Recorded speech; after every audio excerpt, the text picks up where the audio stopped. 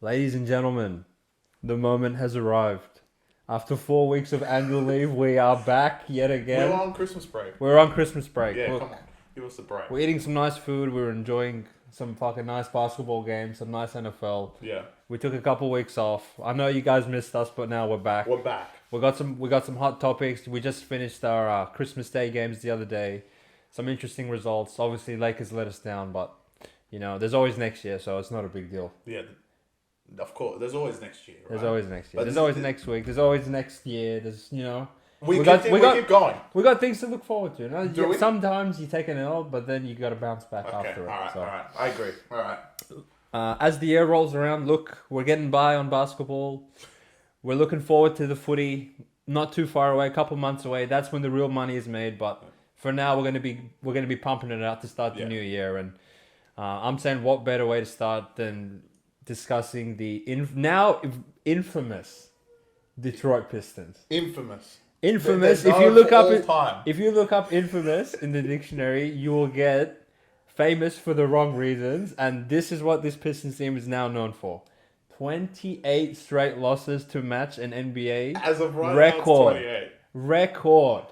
And for you gamblers out there, we did the math, and if you started with $100 and bet against the Detroit Pistons every single game for this 28 game stretch, and rolled the money over, your $100 is now worth $282,000. Yeah, it's that easy. Like That is. death, taxes, and the Pistons losing. It's just that simple. I've never in my life seen a more degenerate, putrid, god awful team than these guys.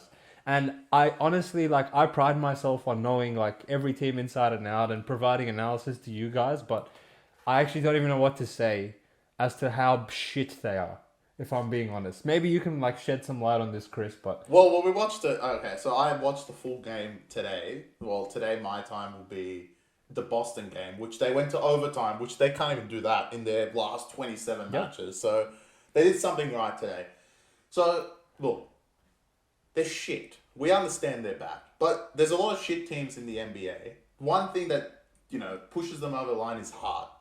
The first half, they had a lot of heart. They were hustling for the ball. They were getting rebounds. They were up on Boston by 20. Obviously, Jaylen Brown didn't play. not a lot of teams can say they've done that. No one can say, a lot of teams in the NBA can't say, we've been up on Boston by 20. They were shooting 64% from the field, which is obviously, we don't expect Pistons to shoot 64% from the field, don't get me wrong. But that's how they were playing in the first half. Second half, plus overtime, it just went back to their Same old wasteful Pistons. ways. Yep. And I'll tell you why they lost.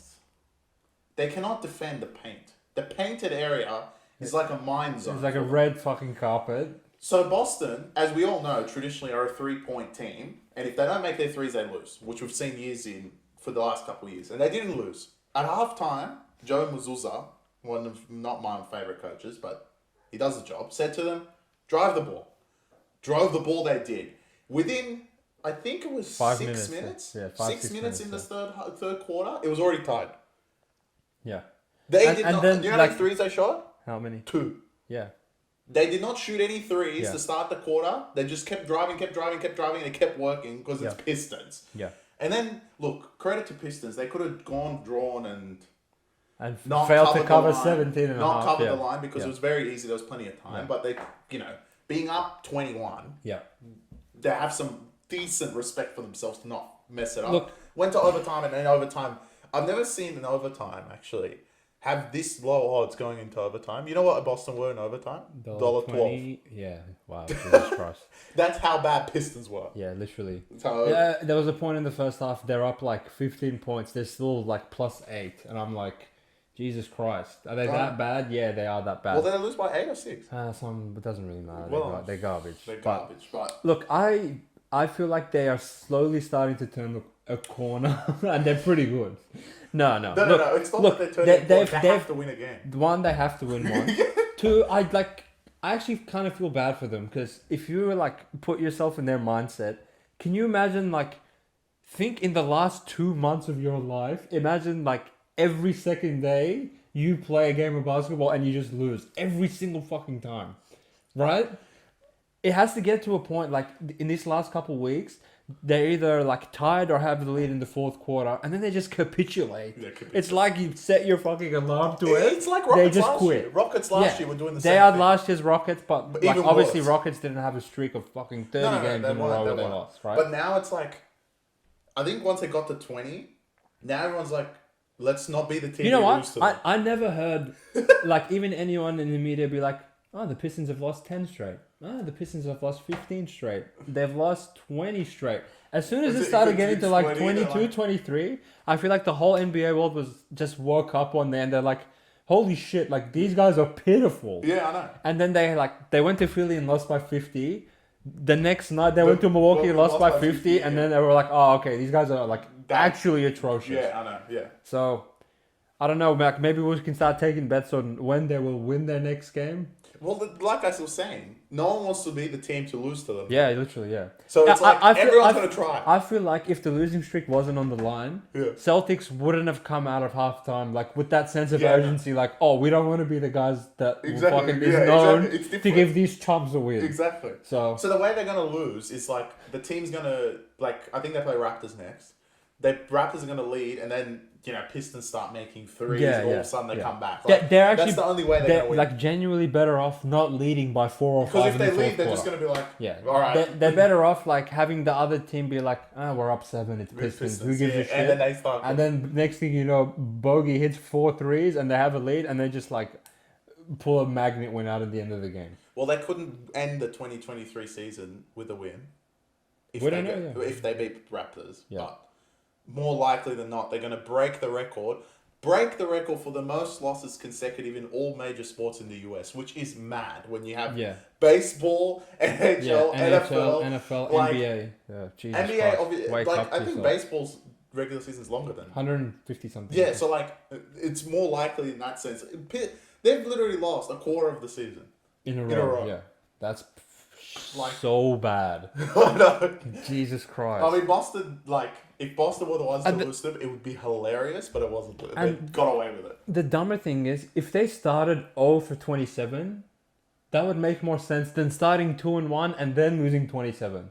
Like, what the hell happened to them after their third game? That they're just like, all right, we're gonna quit on the rest of the year. Like, this is weird. And like you were saying, no one was saying in the news about 10, 15 losses in a row. Everyone was like, oh, okay. So how did you guys not win one game in between that? I don't know. Is this... I've lost track of like how... the team is obviously arse, right? But there's got to be some blame on Monty Williams. Monty Williams should be executed, as far as I'm concerned. Like, you're a coach from the Phoenix Suns. You went to the finals with that Phoenix team. Yep. Lost in the finals, 4 straight to the Bucks, but you made the finals, and now you're in a team. Obviously, we're not talking talent-wise; they're completely talentless. But to lose 28 in a row is like there's got to be the whole organization is should be nuked. They are not that talent devoid to have 28 straight losses. No. They have a number 1 and a number 2 pick. Yeah. They have a number 1 and a number 2 pick. And there's who's a number 2 pick? Wiseman. You want to consider him a pick? He's a number 2. He's a pick 6. He's a number 2 overall pick in the NBA. No, he doesn't count as a player. Okay, look. They have Cade, they have Bogey, they have Jalen Duren, and they have Jaden Ivey. They're the 4 players. That's enough for you to get a win, bro. I'm not asking you to even fucking make the play-in. I'm not asking you to do anything. Just win one. Please win one. Pistons, is it that hard for you guys to win one? Yeah, it is. That 28 times cunts have checked into your game to watch you lose. And you haven't, like, sprung one win. I can't believe they have fans at the game. Yeah. I think, like, they're just looking at their own team as, like, we want to show up and watch how ass they can be. Actually, I was at... Funny story. I was at the NBA store in Australia. And there was a person getting a Cade Cunningham jersey and wanted his signature on it. And I was asking them, does the Detroit Pistons actually get funds from these teams in Australia selling the jersey, because they shouldn't actually return it? Yeah. They should pay them and then give them the jersey. Yeah. They're that bad. Oh, I couldn't believe my eyes. I was like, is that a Pistons jersey? Yeah. Who is getting a Pistons jersey? As if you didn't buy it. What? You know my birthday's around the corner, right? I'll get you one, but it depends on which player. Livers, yeah. I'm sure they sell. Or do you want the number 2 overall pick? We're gonna not contaminate the rest of this podcast episode talking about Pistons. So we're gonna Aw. move on to That's after fun. from us in an us sense to us in a team that shouldn't be us. We just watched the Phoenix Suns quit, literally go on the court and quit to Luka. I've never seen that before. I know, it's strange. Them quitting to Luka on their own home court. On their own home Pretty court. weird, yeah. It's strange. I don't know. Yeah. It's never happened before. They're garbage. I cannot believe right now on any sporting bookie they have the Phoenix Suns coming out of the West second favorite to Denver. They're pathetic. They're not even at the moment. They're just in the plane. They're literally only half a game in front of Golden State, who are arse. But bro, Bradley Beal has been out, bro. Bro, Bradley Beal's coming back to play 24 minutes. The There roster, is no hope. the roster construction makes no sense. No. First of all, second of all, KD he just wants to hoop. He doesn't give a shit if he wins or not. he doesn't That's clear when he plays. He's just like I'm 35. Yeah. I'm getting paid. I'm still getting buckets. I don't give a rat's ass. The role players are shit house. They have no proper point guard. Book is sure he can run the point a couple of possessions here and there. He's not like we're gonna have him run our point for the whole season. No one's scared of ball. KD, how many different weird iterations of super teams do you need to be on where you have 15 shot creating legends and you don't have any defender, out and out defenders on the roster? They have Okiki. He could walk into this podcast room, I wouldn't recognize him. Let alone the Bosnian center of the year, who, what the fuck's he have for personal reasons? We took out a personal loan, he couldn't pay it back. Wake up to yourself. And then Okogie, I can't look at him. Grayson Allen. Grayson Allen, at least he hits Because 200 threes he a game, does and they still lose. They have Metu. He sounds like one of the Pokemons from Pokemon Diamond. Pre-evolution Metu. You gotta consider him your backup center. And don't get me started on Eubanks. The fact that he's on the NBA roster. They're the Phoenix Trailblazers. They're the Portland Suns. They're shit. Yeah, Honestly, right now, full strength. Bring Beal back, bring Nurkic back, bring all the boys. all boys. Phoenix would lose in a playoff series to Clippers, Denver, okay. Yeah. Timberwolves. Yeah. Who else? OKC. OKC. They'd kill them. Sacktown, probably not. They're Sacktown, garbage. Lakers. Golden State. Golden State, of course. As bad as they are, they would literally beat them. Yeah. Oh, Memphis. If you put them in a series, Memphis, obviously, what are they below Utah? So they're 13th right now. Yeah. We'll get to them. Actually, I don't want to talk too much on them, but I think in a series they'll beat Phoenix. Honestly, I cannot believe how much these sports books sit on this Phoenix team that they would have them second to get out of the West and a top 5 finals contender. If you even watch them for 2 minutes, and you know anything about basketball, I'll get this pen and just cross them straight out. I'm glad They're you're on my fucking side pathetic. for these shit cunts. Yeah, I never believed in them, but to literally this bad. witness them concede 50, 10, and 10 on Christmas and just walk off the court we got pumped again, whatever. You guys need to wake up to yourselves, as far as I'm concerned. Oi, bro, why didn't Metu run back and stop the turnover? I was like, why'd you turn it over in the first place? Legit. Fuckwit. Yeah. No, that's threw it weird. direct to him. Yeah. I mean, Devin Booker, he seems to run his mouth all the time, and then he just gets murdered on his home court by Luka every time he walks in there. That's interesting. Interesting stuff. That's interesting against a good team. They lost again. How about we talk about an actual good team? Which one? One of the LA teams, mate. Yes! And it's not the purple and gold one. This is the most important part of the podcast because I called it 2 weeks ago. If you find any other clip other than me saying that they're actually going to turn this around, tell me some other analyst that told me that. There's no one across the NBA that thought this Clippers team. There was that take, I don't know who it was it the Sacramento, the commentator? He's gone missing all of a sudden, that said Harden is the problem. The Dallas one. The Dallas one, sorry. Dallas, watch out. Obviously, I'm not saying anything about Luka because he's a god. But watch out because the Clippers have turned this ship around. They're 4th in the West. 4th! Yeah. Watch out. If they have a home court final, it doesn't even matter to them. We've seen them have home court. They go on the road and win games. It doesn't matter to the Clippers. At the moment, they are playing really well. Russ coming off the bench. Like I said before, Russ playing with the bench unit is working. Harden is playing like Harden as best he can Obviously, it's not old Harden, but the Harden as he is now is doing the job. And because Harden's attracting so many defenders, you can't leave PG and Kawhi open. When you have this much talent on the court, you're just going to get buckets. And the Clippers look really good at the moment. Can they keep it up? Obviously, everyone's going to say, Kawhi might get injured, PG might get injured. That applies for a lot of teams. Of course. If they get injured, then my take doesn't mean anything. But if they don't, the West needs to watch out because the Clippers are on fire at the moment. Yeah, I agree. I think Harden, like, surprisingly for me, I didn't like doubt that. Oh, he can get back to the point where he can, like, put up 20 a night, get a couple assists and everything. But I feel like particularly he's actually helped Kawhi's game out a lot. Yeah, he gets the ball to him in like the right spots consistently. And if anyone's actually been paying attention and has like any semblance of a take besides Kawhi doesn't play back to back, he's literally averaging like 32 on freaking 58% shooting in the last 15 games. Yeah. If they can keep this up, I don't see like a clear-cut team that would beat them in a playoff series besides Denver. Yeah.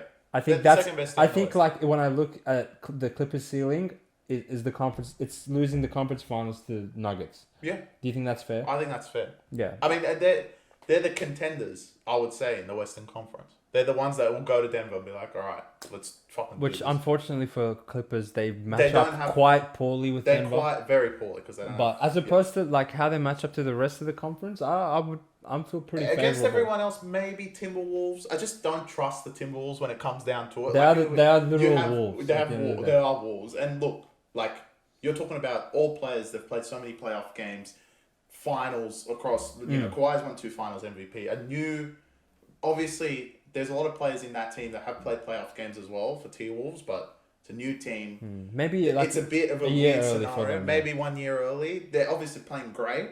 They're probably not going to match up in the first round. The way Clippers are going, they're probably going to get a home court final, depending on, like, look, the teams that are around them right now are like Sacktown. Yeah. Dallas are probably the only real chance. If they get healthy, I don't expect Clippers to go below Sacktown or Golden State already behind them. Phoenix, well, they're waste bags. It doesn't matter.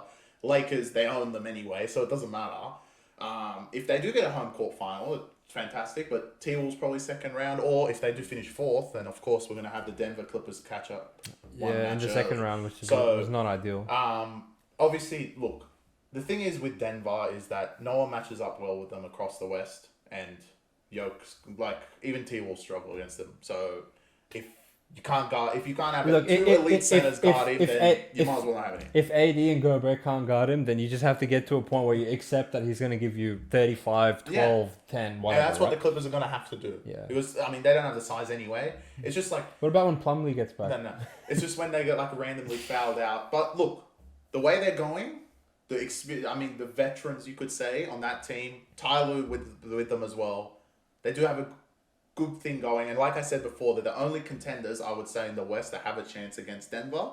Everyone else, we've seen T-Wolves. T-Wolves are much better than they were last year. Maybe they'll get 2 games off them. Like Denver is to that level. But Clippers, look, I called it 2 weeks ago, so I'm not going to go back on my tail. I still think they're going to hopefully make the conference final. The only thing is because all T-Wolves and OKC and Denver are going to be so many wins in front, they're probably going to finish 4th and play Denver 1 week early, but 1 round earlier, but we'll just have to see how it all falls. But Clippers look like 4th seed around that mark, depending on how good Dallas perform. Okay. Yeah. Speaking of teams that are a couple of wins in front, let's talk about a team that is definitely not a couple of wins in front, but they might be in a couple months' time.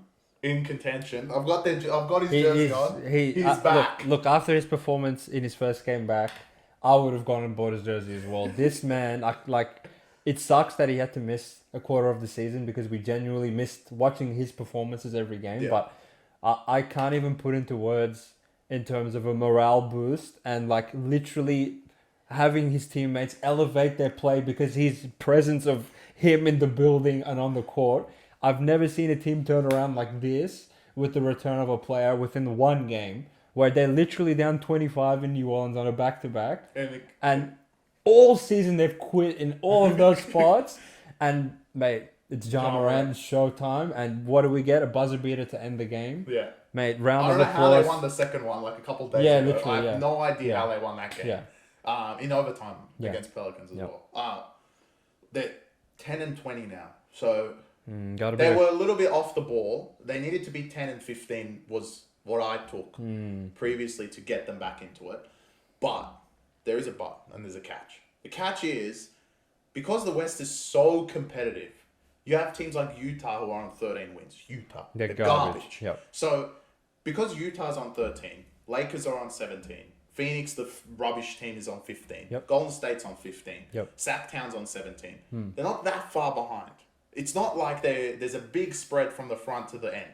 Because there's pointless games that are just the Utah, Portland, Spurs have won, Spurs. Portland. They just win them against these playoff teams. Like, for example, Phoenix lost the garbage team. Lost both games to Spurs. Yeah. 2 of their game losses are to Spurs on their own floor. Yeah. So stuff like that is happening, and all that's doing is helping Memphis. Sure. Now, Memphis, obviously, today, the time we're recording this, they just lost it. They got slapped by Denver, but Ja didn't play. So it doesn't count to his record. But at the moment, they are 4-0 when Ja Morant is on the court. They've brought it back to 10. They're about 5-6 games from playoff contention.